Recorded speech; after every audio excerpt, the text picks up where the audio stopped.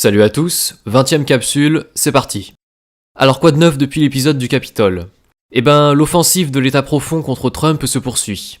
Le 6 janvier, on avait vu qu'à la suite des débordements survenus au Capitole, à Washington, Trump avait posté sur Twitter une vidéo dans laquelle il appelait les manifestants à ne pas sombrer dans la violence et à rentrer chez eux en paix. Comme on l'a dit, ce message a été massivement censuré par Twitter et Trump a été bloqué sur Twitter pour 12 heures. Mais maintenant la situation a changé puisque Trump est banni de Twitter purement et simplement. Son compte a été suspendu et il n'a donc plus de contact avec les presque 90 millions d'abonnés qu'il avait. 90 millions d'abonnés, comme vous vous en doutez, c'est gigantesque. Et on sait très bien à quel point il a été important pour Trump, tout au long de son mandat, de pouvoir s'adresser directement à ses partisans. Pendant 4 ans, Trump a pu communiquer avec eux tous les jours, de nombreuses fois par jour même, et il a eu toute liberté de dire ce qu'il voulait, de critiquer qui il voulait ou de promouvoir ses actions. Sans les réseaux sociaux, la parole de Trump n'aurait été accessible que via les médias classiques, qui ne se seraient évidemment pas gênés pour tronquer ses déclarations, les déformer, bref, faire ce qu'ils font en permanence. Donc, bien sûr, quand on voit Trump supprimé comme ça de Twitter, et donc séparé de ses partisans, ou de sa base, pour le dire autrement, on serait tenté de voir ça d'un mauvais œil, et de le voir encore plus affaibli qu'il ne l'était déjà ces derniers jours. Pourtant, quand on regarde le reste des événements, on est tenté de comprendre autre chose. Alors qu'est-ce que c'est le reste des événements ? Le reste des événements, c'est l'étrange offensive des démocrates contre Trump, en l'espace comme ça de 2 ou 3 jours.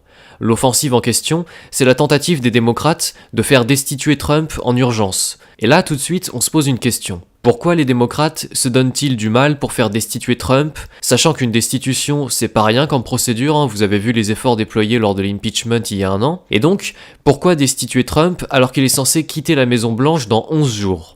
On peut voir 3 possibilités. Possibilité numéro 1, pour empêcher Trump de se représenter en 2024, parce qu'un président destitué ne peut pas se représenter à la présidence aux États-Unis. Dans ce cas, la procédure de destitution peut durer au-delà du 20 janvier. Trump pourrait donc être sanctionné au terme d'une procédure de plusieurs semaines. Il ne serait alors pas destitué puisque techniquement il aurait déjà quitté la Maison-Blanche, mais il serait tout de même empêché de revenir en 2024. Possibilité numéro 2, il s'agirait de salir Trump au maximum avant son départ, pour mieux détruire ensuite tout ce qu'il a construit. Donc pour revenir en arrière sur toutes les décisions qu'il a prises, pour dissoudre sa base électorale, potentiellement pour dissoudre le parti républicain, mais surtout pour diaboliser sur le long terme les valeurs qui sont portées par Trump, à savoir le patriotisme, les frontières, la famille, bref, des valeurs qui ne sont pas spécialement partagées par les démocrates. Il s'agirait donc de salir Trump en faisant un président impeaché 2 fois, en profitant du procès en destitution pour le diaboliser au maximum, sachant qu'il n'a donc plus moyen de se défendre, Trump, puisqu'il est banni des réseaux sociaux. Enfin, possibilité numéro 3, au sujet de la tentative de destitution, possibilité la plus osée mais aussi la plus intéressante, Trump est parti pour un second mandat, les démocrates le savent et tentent désespérément de le destituer tant qu'ils le peuvent encore. Bon d'accord, mais comment s'y prennent les démocrates pour tenter de destituer Trump ?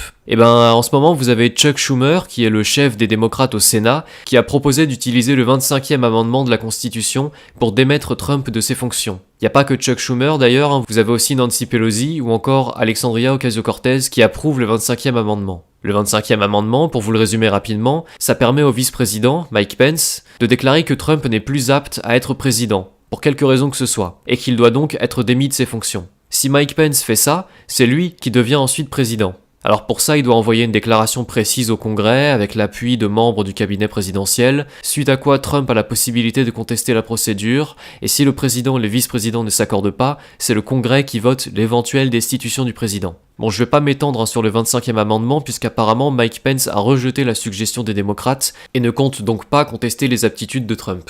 C'est la raison pour laquelle Nancy Pelosi tente maintenant de lancer une procédure d'impeachment similaire à celle qu'on a vue il y a 1 an, en prétextant que Trump aurait, je cite, « encouragé une violente attaque de la part de la foule au Capitole ».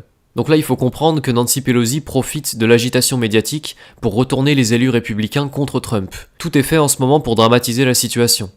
Pour rappel, les démocrates n'ont pas bronché une seule fois lorsque pendant des mois, les émeutiers de Black Lives Matter incendiaient, tuaient et pillaient dans toutes les grandes villes démocrates. Les démocrates n'ont jamais condamné ces violences, et je me souviens même d'Alexandria Ocasio-Cortez qui à ce moment-là avait fait une vidéo dans laquelle elle appelait la population à se radicaliser. Bref, on voit clairement en 2 poids 2 mesures entre les mois d'incendie et de pillage de Black Lives Matter et les débordements du Capitole qui, comparativement, n'ont rien à voir. Mais notez comment le narratif évolue et comment, l'air de rien, on affirme maintenant dans les médias que Trump a lui-même provoqué les violences du Capitole. On ne mentionne évidemment pas que c'est l'inverse, et qu'il a dit aux gens de rentrer chez eux dans la paix. Cette vidéo de Trump appelant à la paix a été supprimée, donc techniquement, pour Twitter et les médias, elle n'a jamais existé. À la place, on préfère inverser l'histoire, alimenter le narratif d'un coup d'État organisé par Trump, pour finalement dire que Trump doit en urgence être destitué parce qu'il serait trop dangereux pour la démocratie.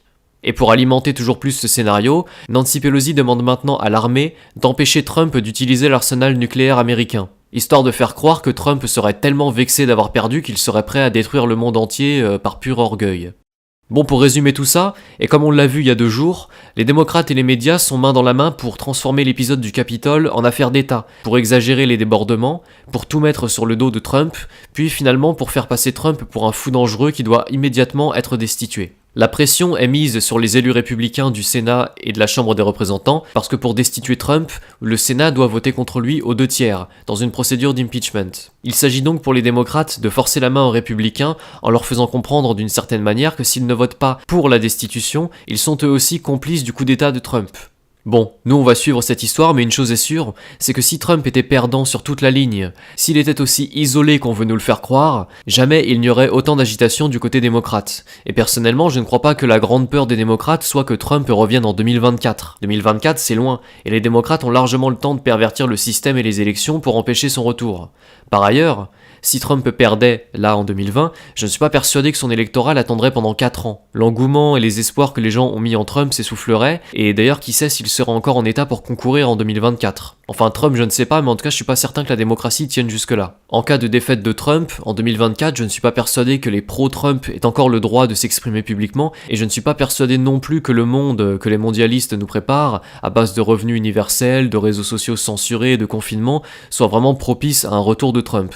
Il me semble plutôt que les démocrates agissent dans l'urgence et que c'est la raison pour laquelle Trump a été autant attaqué en l'espace de 2 jours seulement. Non pas dans la subtilité, parce que mine de rien les médias savent aussi faire preuve de subtilité, mais là en l'occurrence plutôt dans un empressement qui ressemble à s'y méprendre à de la panique. Bon maintenant j'ai l'impression de dire ça souvent, mais il est impossible que Trump n'ait pas prévu tout ça. On a vu la dernière fois que les débordements de la manifestation du Capitole n'étaient clairement pas difficiles à prévoir. Quant à la suppression du compte Twitter de Trump, c'était une menace évidente. Twitter a menacé Trump de le faire de nombreuses fois, et ceux d'entre vous qui suivent Q savent que c'était une possibilité envisagée depuis longtemps, et pour laquelle des réponses ont donc forcément été prévues. Twitter a toujours été un excellent outil de communication pour Trump, il était donc évident que ses ennemis chercheraient à le lui retirer, surtout après les accusations que Trump a lancées contre Twitter et Facebook ces dernières semaines, notamment au sujet de leur manière, à Twitter et Facebook, de censurer les opinions politiques qui ne leur plaisent pas. Tout ça pour dire que l'agitation démocrate actuelle est un très bon signe et que la censure de Trump sur Twitter n'est sûrement pas un problème pour lui. L'échiquier politique a été bousculé fortement depuis 3 jours, donc il est possible qu'on entre en ce moment dans une nouvelle phase du combat, et ceux qui suivent Q une fois de plus savent qu'on a beaucoup à espérer de cette période de silence imposée à Trump. Bon, je rentre pas trop dans les détails pour aujourd'hui parce que les décodeurs ont fait beaucoup de liens déjà entre Q et les événements actuels dans leurs dernières émissions. Je vous renvoie donc vers eux, et si les messages de Q continuent à se confirmer, j'essaierai de tout vous résumer proprement. Bref, voilà, petite capsule aujourd'hui, donc je vous invite à suivre les mouvements de Nancy Pelosi dans les jours à suivre par rapport à sa seconde tentative d'impeachment. Je profite de la capsule pour vous prévenir, si vous ne le savez pas, qu'Alexis Cossette, Radio-Québec, a lui aussi été viré de Twitter. Son compte a été supprimé. Il a fait un énorme travail depuis des années sur toute cette histoire de Trump, d'État profond, on lui doit tous énormément dans notre compréhension de la situation actuelle, et c'est vraiment pas le moment d'arrêter de le suivre. Donc je vous conseille très vivement d'aller le suivre sur Parler, le réseau social un peu similaire à Twitter mais normalement plus libre. Je vous mets les liens en description, et de le rejoindre également sur son nouveau site internet, je vous mets le lien en description aussi, son site qui est encore en construction mais sur lequel vous avez déjà accès à ses vidéos. Quant à moi, comme Alexis et comme la plupart de mes collègues, je me suis également créé un compte sur Parler, juste au cas où. Twitter a supprimé énormément de comptes ces derniers jours, pas seulement celui de Trump, donc on se prépare un peu tous à devoir migrer sur un autre site. Je sais que c'est un petit peu gonflant pour vous de devoir nous suivre sur plein de sites différents, mais de notre côté, on a vraiment besoin de nous étendre de tous les côtés, sinon on peut très vite se faire supprimer intégralement d'internet. Voilà, sinon je vous invite encore à garder espoir. Souvenez-vous qu'il y a une semaine, on vous disait que le 6 janvier, Biden serait élu et que tout serait fini. Maintenant, regardez un peu l'attitude des démocrates et des médias, et demandez-vous si, selon vous, ça a vraiment l'air d'être fini. Les démocrates sont plus agités aujourd'hui que la semaine dernière. Il faut donc supposer que la situation n'a pas tourné en leur faveur. Donc gardez ça en tête et vraiment gardez espoir parce que vous avez toutes les raisons de garder espoir, surtout en ce moment. Voilà, et je finis sur un petit mea culpa parce que dans la dernière capsule, j'ai présenté le manifestant Acorn comme un antifa et compte tenu de son discours et des quelques informations que j'ai pu avoir sur lui, même si on n'en sait toujours pas trop, il semblerait que ce ne soit pas un antifa et ça pourrait être un partisan de Trump sincère. Bon, ça ne change rien à mes propos de la dernière fois, mais bon, sur ce point précis, je pense que j'ai parlé trop vite, donc désolé pour ça. Voilà, on s'arrête ici pour aujourd'hui, je multiplierai éventuellement les petites capsules si l'actualité le nécessite. En attendant, un grand merci comme toujours à ceux qui m'ont adressé un don pour me soutenir, à tous ceux qui partagent mes vidéos, et aussi à ceux qui, ces derniers jours, ont partagé les petits messages de promotion que j'ai fait pour d'autres vidéastes, et qui leur ont permis à ces derniers de gagner en visibilité. Donc merci à vous et merci pour eux. Voilà, donc on lâche rien, surtout pas maintenant, on se retrouve très vite, et je vous dis à la prochaine. N'oubliez pas de vous abonner et d'activer la cloche pour être informé de mes prochaines vidéos. Vous pouvez me rejoindre sur Twitter et Facebook et vous pouvez me soutenir sur Tipeee et Paypal grâce au lien en description.